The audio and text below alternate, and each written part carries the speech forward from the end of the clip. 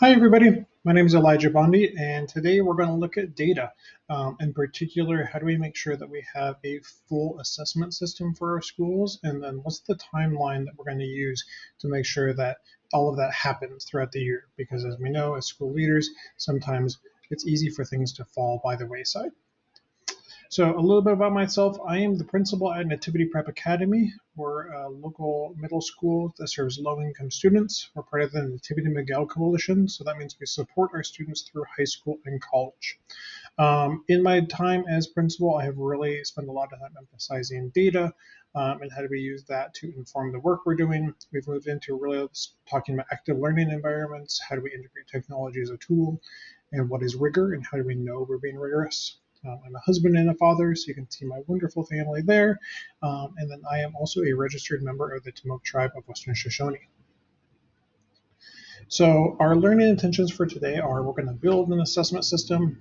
We're going to align that system to the NSBECS, and then we will start talking about that year-long timeline for making sure that we're getting all of this done. At the end of the session, you'll probably want to pause a few times to do some work and then revisit this presentation or listen to it in its entirety, do work, and maybe watch the little parts from here or there.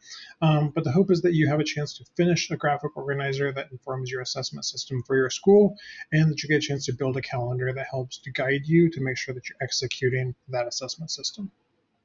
So again, our agenda for today, assessment system theory, building your system, aligning that to the NSBECS, and then getting into what is your timeline for the year.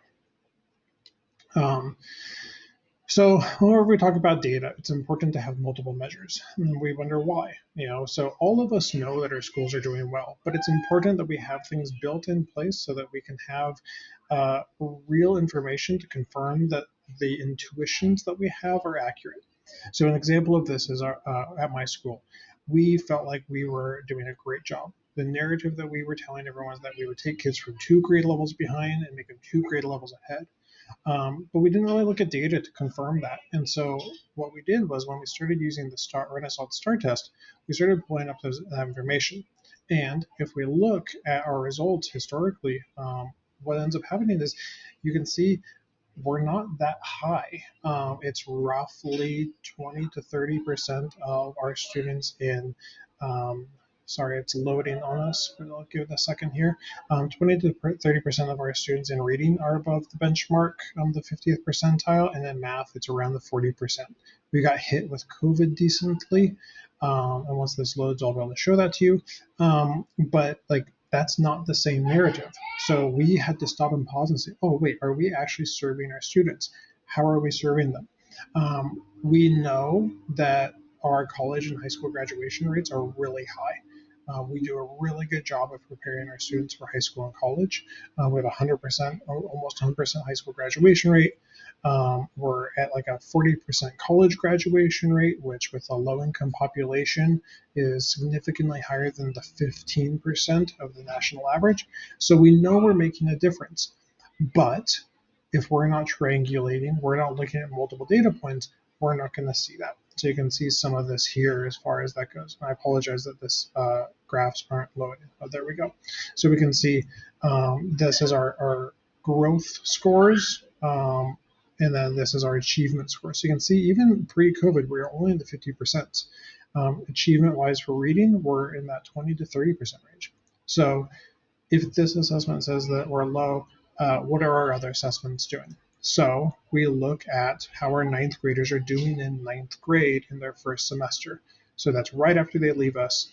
If our goal is to prepare them for high school, are they prepared? So once this loads, again, I apologize for the slow internet. Once this loads, what we look at is how are they doing? What are their grades? And how many A's and B's are there versus D's and F's? And our goal is that at least 80% of our kids have A's and B's in their A through G classes, which get them ready for college, gives them what they need to go off to college. So we'll give this a second to load, and so we can see here is, right now we're for this class of 2020, we're at roughly 70% have A's and B's. So there's a disconnect here, right? Of okay, if 70% are performing with A's and B's in high school, but only 30% are proficient in reading, and 50% are proficient in math, we need more data. And so that's what a full assessment system allows us to do, is it allows us to go through and say, okay, what are all of the different things we're going to look at that gives us a full picture of our school. So this is currently all of the data points that we're looking at within our middle school. So we do the demographic data, we do the attendance data, that's important, that's part of our accreditation cycles. We do STAR, which I just showed you. We have a fall benchmark, which is a large school-wide performance assessment that gives us a little more authentic standard aligned measure. We look at those ninth grade grades like I just showed you. We do a school climate survey to get some of that perception data. We've started doing a self-efficacy survey with our kids to look at how they see themselves and seeing if that's a factor in why our kids are so successful in high school and college, even though according to just the STAR test, maybe they shouldn't be as successful as they are. And then we have some other assessments that we're exploring. So there's this diagnostic through UCSD.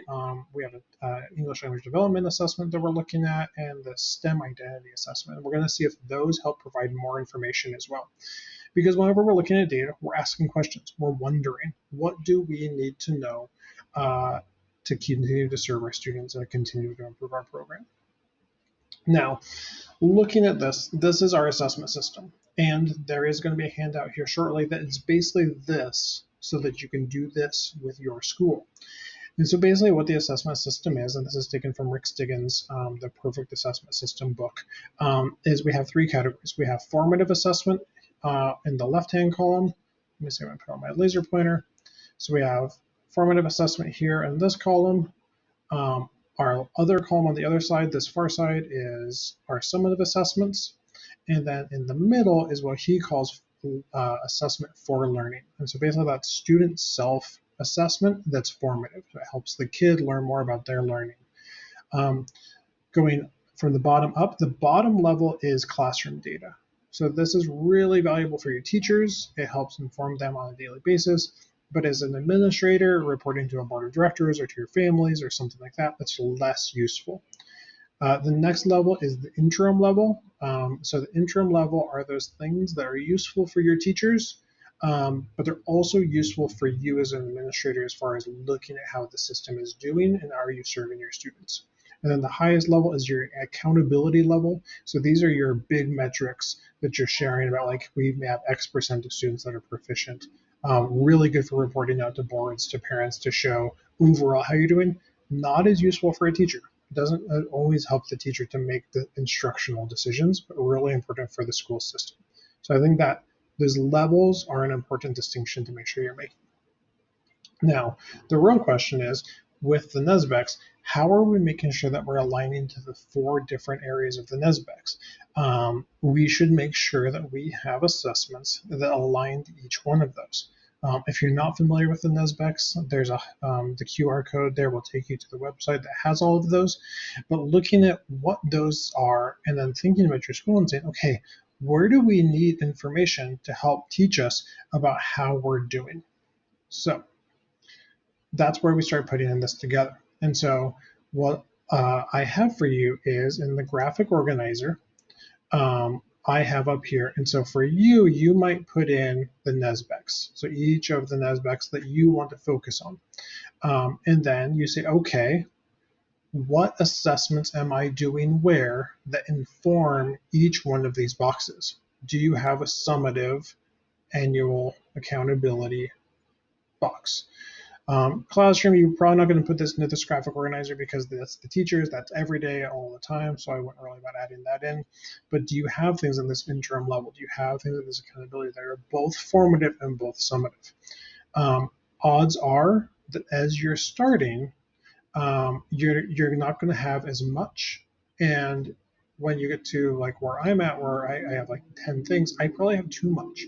And so now one of the things we need to do as a school is to revisit this and to narrow it down a little bit more. So just so you can see an example of what this looks like.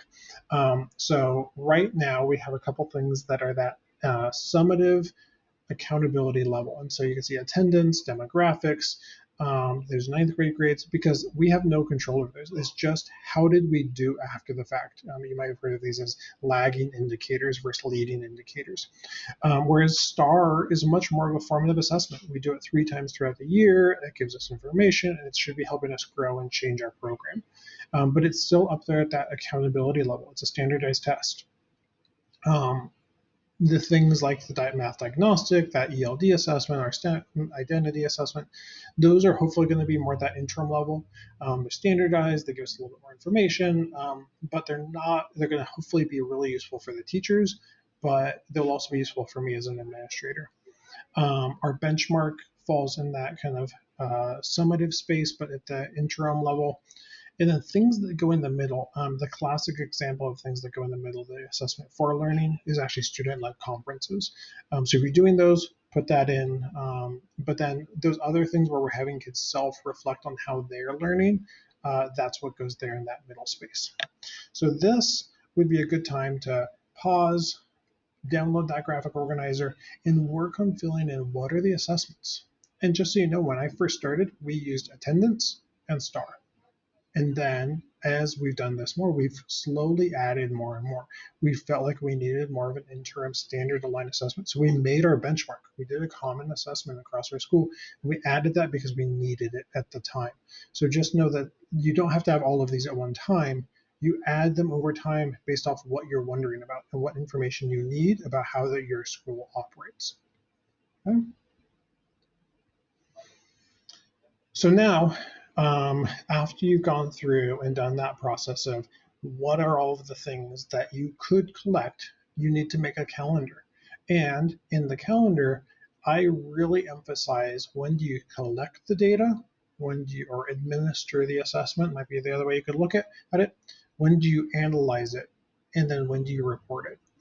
Because if we don't actually put in our calendar, it's easy because like here in San Diego, we have the STAR semester. The diocese tells us, okay, you have to do STAR at these windows of time in the year. Great. But if I don't put on my calendar a due date for when I've analyzed my data and gone through it and at least done a basic above below benchmark analysis of that work, it doesn't get done. It's important, but it's not urgent. And all the urgent things we have to do, especially with COVID, just overtake that. And so we don't get it done. So put that on your calendar so you get it done. And then when is this getting shared? STAR, we should be sending them to families. We should be doing it as staff presentation. We should be doing annual reports. And so when is this information being shared with who? Because if we're not sharing the information, then it does no good.